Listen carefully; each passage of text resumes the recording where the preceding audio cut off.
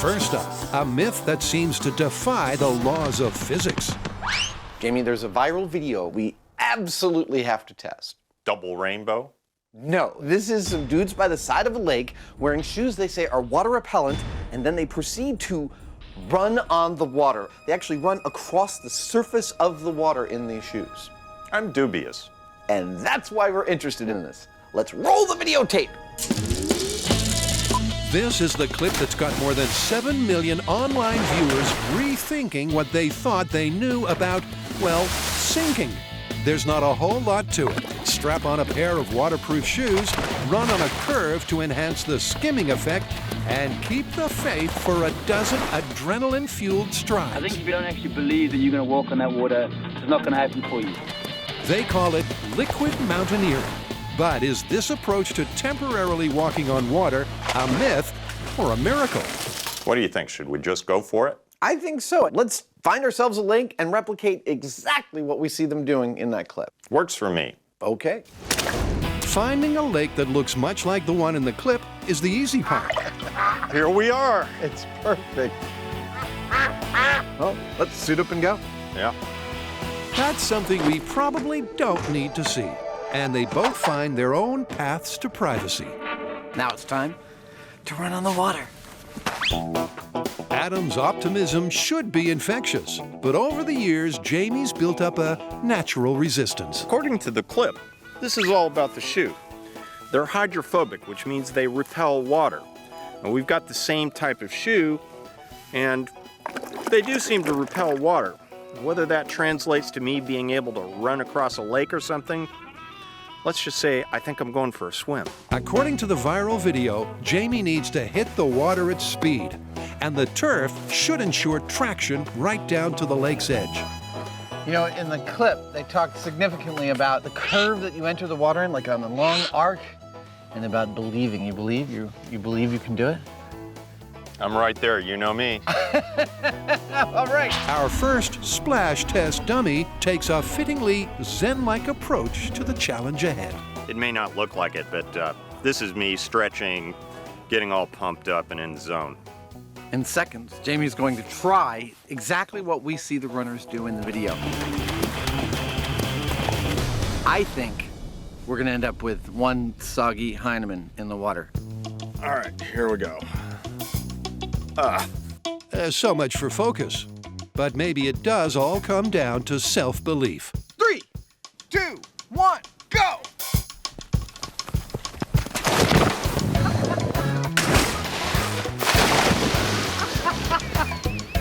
Or maybe not. These shoes don't repel water well enough to keep me on top of the water. I just sort of ran into the water, and that's all there is to it. All right, come on out. I want to give it a shot. So, any words of advice? Keep your mouth closed. It's sort of like you should duck poop in there. Oh, God. No problem. Adam's instincts tell him a longer run-up might yield a better result. Okay, I'm ready. In 3, 2, 1, go!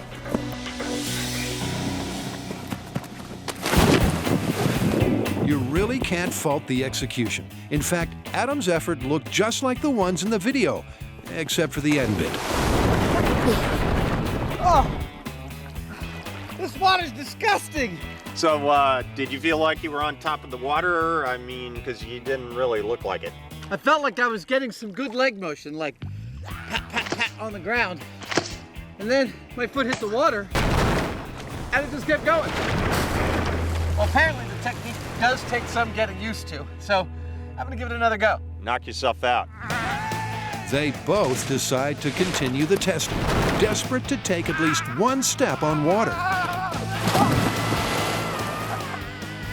Just continue to not work. Every single attempt ends with a splash and a crash. Well, that was a spectacular failure. Yeah, these shoes are going to have a lot more going for them than water repellents for that to work. That's true enough.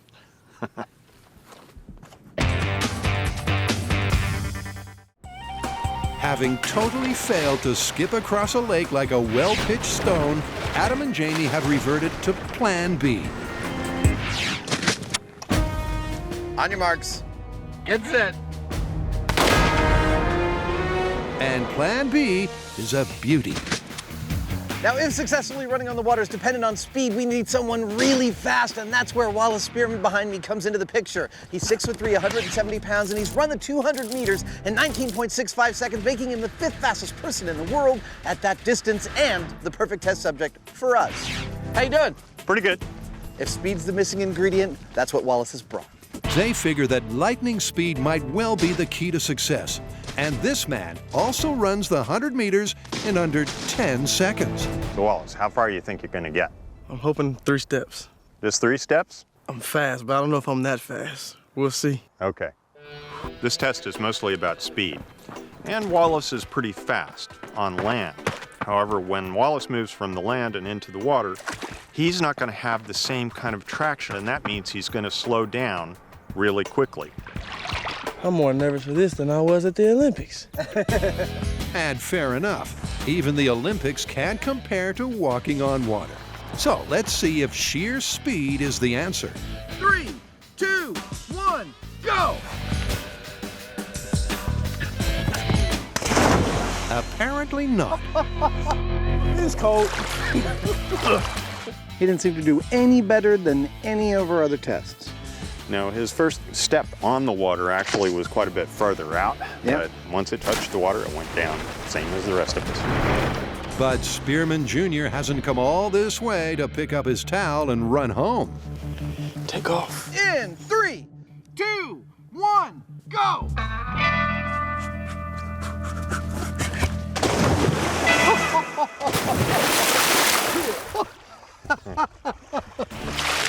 I don't think it's working, guys. Try harder.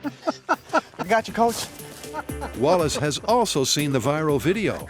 And just like Jamie and Adam, he's become obsessed with the thought that a minor miracle might be only a quick step away. He's not quitting. Nope. You know, one of the things that they talked about extensively in the video was how much you had to want it to run on the water. And Wallace did a fantastic job at that. He talked to us about it. He really wanted to make this work. He thought about his stride. He thought about the way his feet were hitting the water, and he gave it every chance he could, and it was still a total bust. I want this. So it turns out, speed's not everything. Maybe if we got Wallace up to about 100 miles an hour, he'd skip across the lake like a rock. But given that humans can only run up to about 30 miles an hour, it's not happening. So the myth of running on water, as seen on the viral video, is pretty much sunk. But Jamie and Adam still have a few ideas up their neoprene sleeves that might just keep the concept afloat. Go! So far, Adam and Jamie and a world-class runner have failed to replicate this viral video. So it's time to think outside the box. Well, we couldn't make it work, and speed is definitely not a factor. So where do we go from here? Well, I think I may have found the grain of truth at the heart of this myth. Really? Really. It turns out there's a basilisk lizard, otherwise known as the Jesus Christ lizard, that actually can run on water. It can. It can. Really? Really. Yeah, really. This remarkable reptile can run as far as 20 yards across the water's surface. And that's just the kind of inspiration they need to replicate the results of the viral video. All right, looks like his feet are actually slapping the surface of the water, but they're continuing to push down and back as he's moving along. Also, it's not like he's running like this. He's like running with his legs out. Yeah, in Like an that. oar-like fashion. I could watch this all day. But that's not going to happen. Based on what they just saw, Adam and Jamie will each build their own versions of lizard-human hybrid footwear. The aim is the same, to run on water. Where the waterproof shoes failed, these just might do the job. So after looking at all the scientific papers that I've got about the physics of how this lizard stays above the water, it really seems to come down to the surface area of its foot and how hard it smacks the water. That's my takeaway from this. So I am going to try and give these cute little shoes as much surface area as possible while keeping them as light and runnable as possible so that they can be quick and nimble when they hit the water. I want them to hit the water as hard as they can. The design details of Adam's water-smacking lizard loafers are all in his head. The hinge in his feet shows that flexibility is a key factor, but otherwise, it's a case of watch and wait. Jamie, however, lays all his cards on the table. I figure, why mess around? It's clear from the get-go that we're witnessing the birth of the shovel shoe. Patent pending. Now, a lizard foot is an incredibly hard thing to replicate. It's a whole bunch of finely muscled and jointed segments all working together that allow it to run on water. So I've taken a kind of intuitive leap here.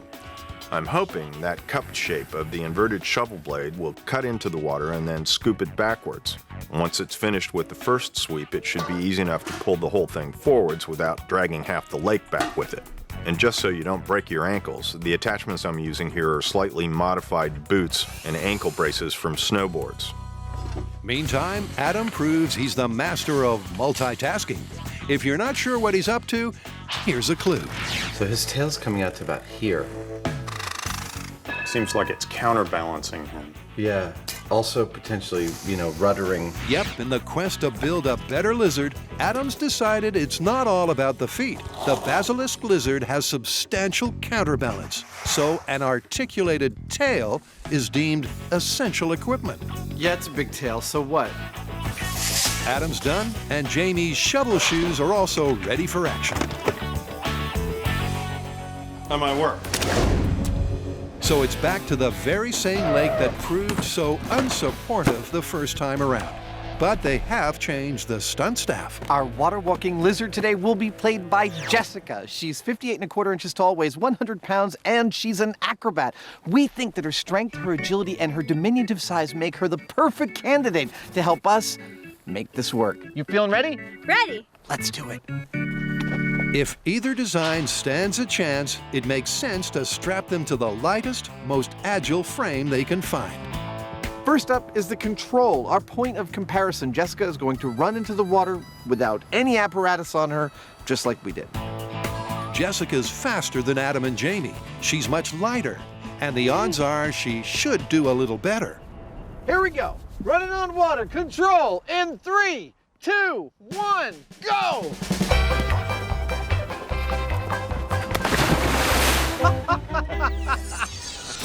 He is fast. Yep. Come on out. Nice work. Let's get you dry. Checking the high speed, it's hard to see any marked improvement over Adam and Jamie. She ran, she hit water, and she sank. Come on in. But maybe, just maybe, Adam's giant shoes will reverse the result.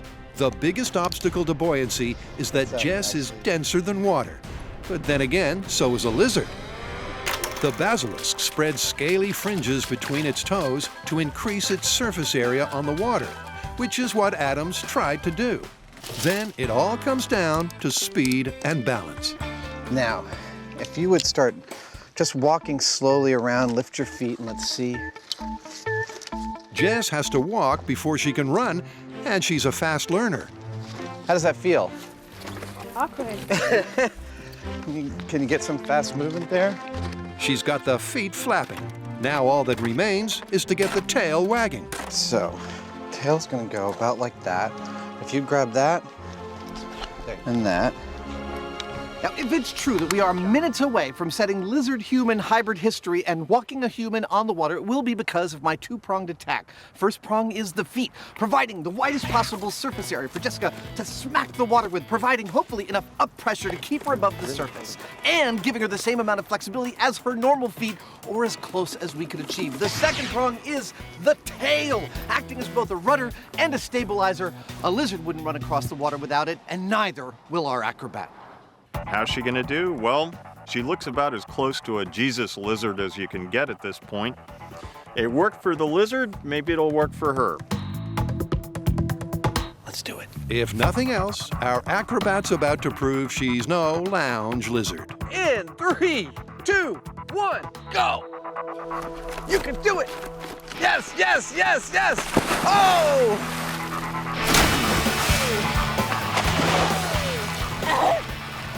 How you doing? You all right? Astonishingly, it did not work. It's like stuck in the mud. Oh, really? Jess did her best, but it's fair to say the rig fell short of its early promise. Did you feel like the shoes held you above the water at all? Not at all. No? You just plunged right in? Yep. Do you think the tail was holding you back? Yes. Really? Yes. Should we try it again without the tail? Okay. Excellent. Can we get a towel? Now, it's well known that some lizards, when presented with danger, can actually detach their tails and get rid of them to escape faster. And that's what our lizard wants to do, so that's what we're going to allow her to do. Actually, our lizard would sooner be basking on a hot rock, but she's in for the long haul. You think this one's going to do any better? Not really. All right, well, let's find out. Here we go, running on the water, lizard-human hybrid without the tail. In 3, 2, 1, go!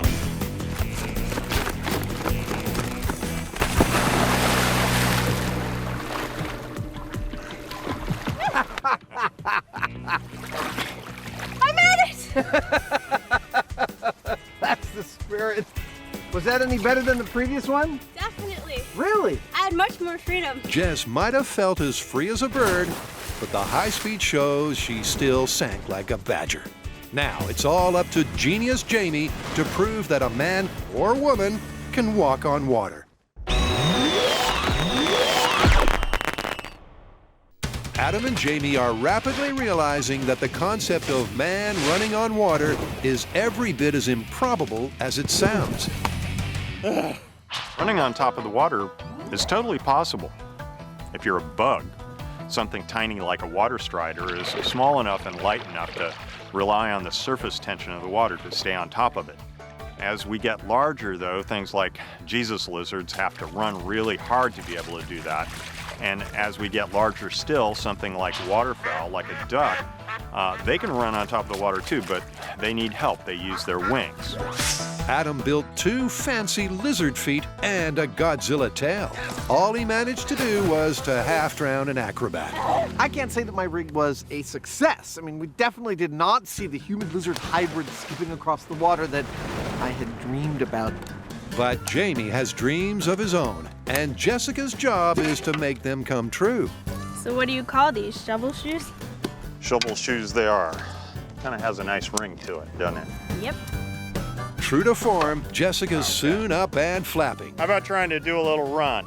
It seems like she's found her inner lizard. There you go. It's just what the Jesus lizard does. Whatever, you know, just flail at it.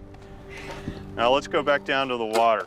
But any purchase of Jamie's shovel shoes comes with a free gift, a kind of outrigger walking frame that adds balance, much like a tail does, but up front. While a tail may provide a certain amount of stability, I figure that we can do the same thing in the front with the ski, but with the ski we'll also get a certain amount of supporting lift on the water. And that way, with her scooping away at the water behind, she'll be pushing the ski in front of her, and we might just get a little more distance out of it.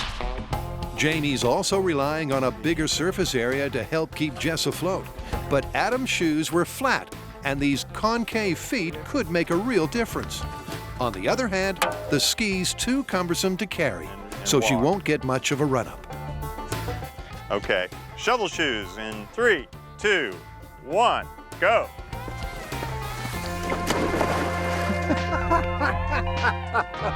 Okay, that was just embarrassing.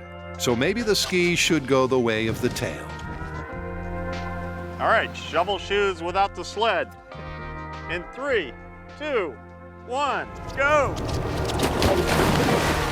Hey. She's a good sport. We could try this 100 times, and I don't think we'd get running on water. No, I don't think we would. The viral video myth of running on water has been long busted, but it's still worth checking the high speed to see if either one of the enhancements has helped or hindered. Adam carefully traces every variation to match up with Jessica's first control test. This one right here is the control, and I would look for any improvement being any line that went above that. Okay. And yet all of our tests fall below that, and actually they're all pretty consistent. And sometimes it's 1 step, sometimes it's 2 steps, but still, she's sinking at a much faster rate with all of our stuff strapped on her feet than she is when she's just in the control. Which is also probably due to the fact that she's moving a lot faster. Yeah, absolutely. I think speed is probably one of the most critical factors, and everything we put on her made her go a lot slower. It looks like it's back to the drawing board. or not. We've tried everything we can to successfully run on the water. We've tried it ourselves. We brought in an Olympic-class runner. And we even made a human-lizard hybrid by strapping 2 special sets of shoes to a gymnast. Yes, yes! Oh! And nothing has worked. I think you'll agree that this thing is busted, but of course we can't leave it there. We want to see us run on water, which means we've got to cheat this sucker. And I think you know on MythBusters, when we're about to cheat something, that means we're going to utilize a pile of wood and a pile of steel. Let the cheating begin. We've proved that this viral video is a big fat fake. Still, you've got to applaud the skill and the effort that made running on water look possible. Now it's our turn. And Jamie's an old hand at old-fashioned special effects. What we have in mind is a bridge, but instead of going over the water, our bridge will go under the water, maybe a couple of inches or so. You won't be able to see it, but we'll be able to run on it, just like they did in the clip. But building a sub-aqua sidewalk is a whole lot trickier than it sounds. We're using square tube steel for the frame because it's relatively easy to cut and weld. Obviously, also, it's less buoyant than wood, and that means that we won't have to weight it down as much to keep it stable. But they do need a wood surface to run on. It's got enough give to enhance the illusion of running on water. Awesome.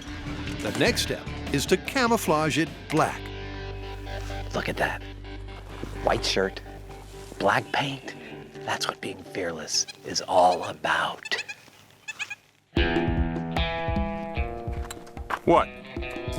The black paint should reflect the least amount of light, and it's all tied together with a long strip of flexible, clear plastic.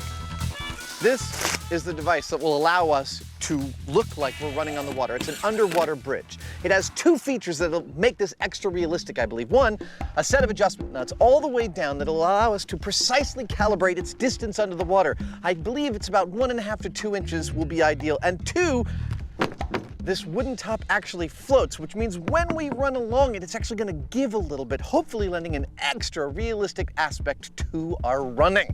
All that remains is to sink it precisely to 2 inches under, and that calls for teamwork. It's beautifully balanced. Oh, good.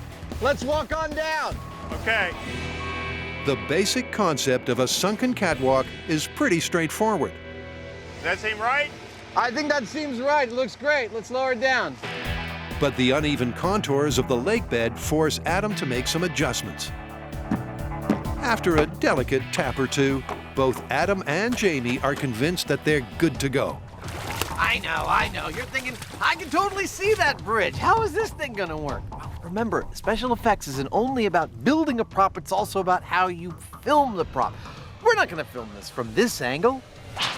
We're gonna film it from this angle. See? No bridge. Do you see a bridge? No bridge. No bridge. Now let's see if our fake measures up to theirs. Since I'm about to pretend to run on water, I might as well start by pretending to psych myself up. Okay, here we go. Running on water by cheating. In 3, 2, 1, go. All right, let's go.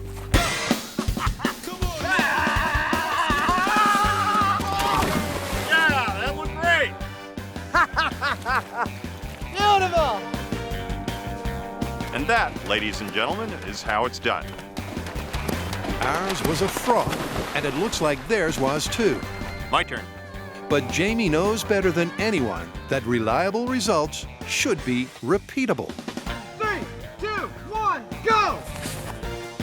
Go, go, go! You got it! You got it! Yeah! Beautiful! And repeatedly repeatable.